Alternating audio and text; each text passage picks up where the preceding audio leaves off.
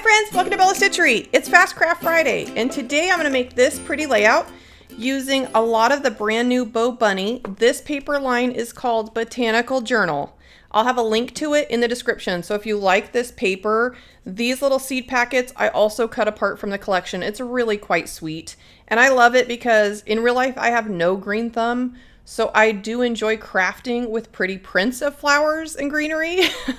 That's about as close as I'm going to get to gardening. The rest here is from Prima Marketing. The flowers, the butterflies. I use some eyelet lace, some rhinestones. It's a really fun page. Very happy.